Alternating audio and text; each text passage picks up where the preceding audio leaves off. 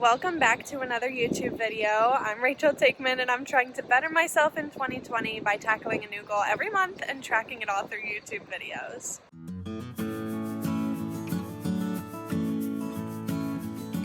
Right now I am in Michigan. Today's Sunday, but we're going away for Sunday to Wednesday to try out car camping for real. I shared a few weeks ago about how I built a platform in my 2009 Honda CR-V so that we can sleep in it. So we're testing it out for like a longer weekend and cooking for ourselves and everything. We started in Ohio. It took us about 5 hours to drive to Cuyahoga Valley National Park. So we spent the day there and explored. So I'll show some video of that now.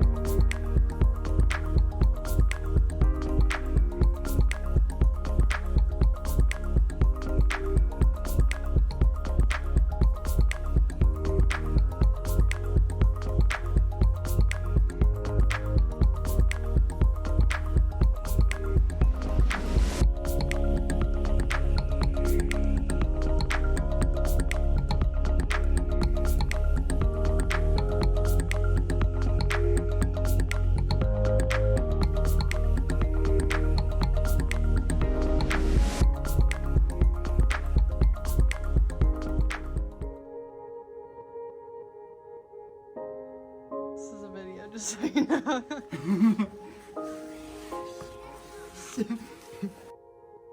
In order to plan this trip, all I had to do was plan out the route that we were going to go and pick out a whole bunch of spots that we could potentially stay at overnight. And so we ended up leaving around 4 and then driving 2 hours further along our route up to Michigan. So right now we're sleeping overnight at a Cabela's parking lot. Cabela's is very RV, trucker, car camper friendly. So they have like a dump and water station for RVs, picnic tables here. So we're making our dinner and there's a picnic table and everything. I'm not sure how it will be in terms of like privacy, but it is a really big parking lot. So that's really nice that there's lots of space. As you can see, like there's nobody around us. We're gonna explore Michigan the next 2 days, kind of check off 2 more states off of our list and just explore this state that we've never been to.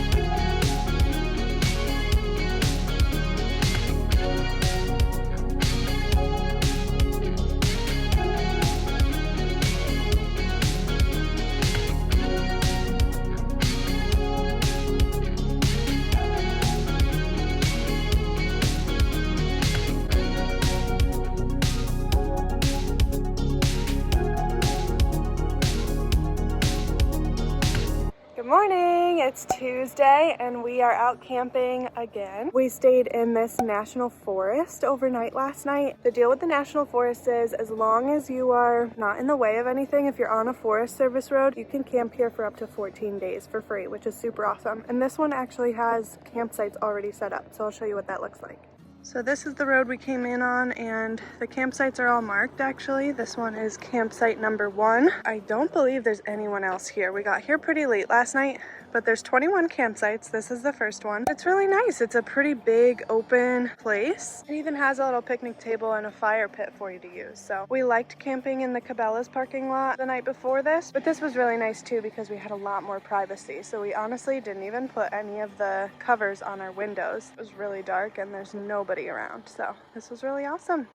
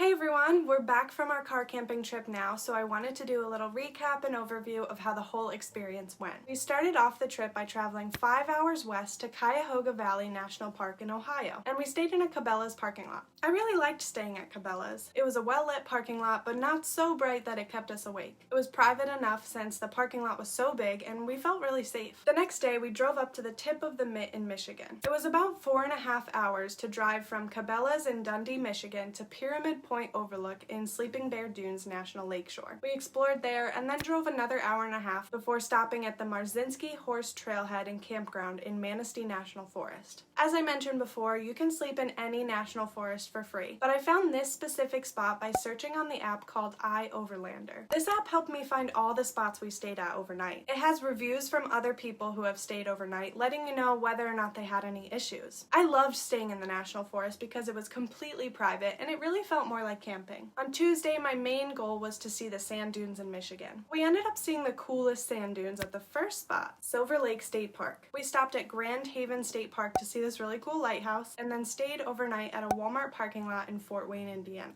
It is acceptable to sleep in most Walmart parking lots, but again, I used iOverlander to make sure this was a Walmart we wouldn't have any issues with. It was nice because this Walmart was open until 10 p.m. and then they opened again at 7 a.m., which is handy for changing and using the restroom. But there's also Walmarts that are open 24 hours. There were truckers staying overnight in the parking lot and other car campers as well, since the parking lot was huge. We didn't really have any issues with staying at Walmart. Compared to Cabela's, I liked that Walmart is open later at night, and it is definitely easier to find more Walmarts to sleep at on a road trip. But I liked that Cabela's felt more private, had picnic tables to eat at, and wasn't quite as bright in the parking lot. Overall, we didn't have any issues with these 3 different sleeping spots. It definitely depends on preference for sleeping at a forest or in a parking lot, and there's pros and cons to each, but I personally prefer the forest. We definitely started getting in a routine of camping out of our car. The whole setup and breakdown of flipping the platform and the bed down and putting up the window coverings got easier and quicker every night. We brought cooking gear and a cooler so that we could make our dinner on the go, and once we worked out the kinks, that went pretty well too. I think a huge part of traveling is eating the local food, so when we go on a longer road trip, we're not going to cook 100% of the time, but it's definitely nice to have the option so that we won't be eating out multiple times a day for a longer trip. Overall, I love car camping so far, and I think it's a really fun way to travel on the cheap and a fun way to travel without needing to plan out every part of the trip. You really can stay as long as you want at every stop and travel as far as you want before stopping overnight. So we're done camping for the season, and we've learned a lot from this trip so we know what to bring and what to purchase before next spring. Thank you all so much for watching, and if you like this video, click that thumbs up button down below, and if you haven't yet, click the subscribe button and notification bell next to it so you don't miss a video. Tune in next week to learn what my November goal will be and to hear about how October's goal went. I hope you guys have an awesome week, and I'll see you next week.